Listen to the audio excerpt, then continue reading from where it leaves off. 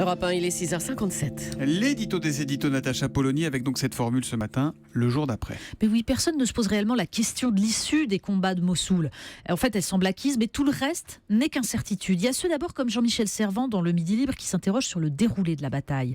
Pris en étau, les terroristes de Daesh vont vendre chèrement leur peau s'ils veulent mourir en martyrs, écrit-il. Un baroud d'honneur sanglant qui pourrait prendre une tournure beaucoup plus atroce qu'à Tikrit ou Alep.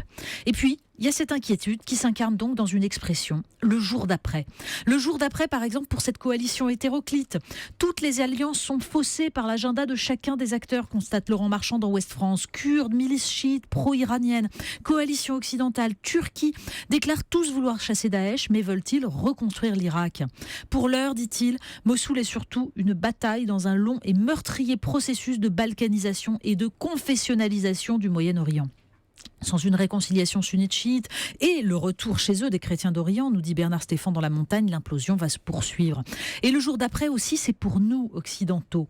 Bientôt, il faudra gérer le nouveau flot de réfugiés qui va déferler vers la Turquie. Et en dépit des efforts des ONG, personne n'y est vraiment préparé, prévient Pascal Coqui dans les dernières nouvelles d'Alsace. Mais Bernard Stéphan va encore plus loin. Les renseignements occidentaux, écrit-il, ont confirmé que de nombreux djihadistes de Mossoul ont plié bagage ces derniers jours.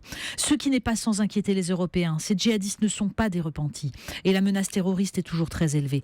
La propagande, la guerre des images ne cesseront évidemment pas. Alors Jean-Michel Servan craint les effets toxiques sur des esprits fragiles ou des jeunes fascinés ici même. Parce que le jour d'après, en fait, c'est chez nous qu'il se passe. L'édito des éditos de Natacha Polony qu'on retrouve tout à l'heure à 8h30 pour la revue de presse. À tout à l'heure, Natacha.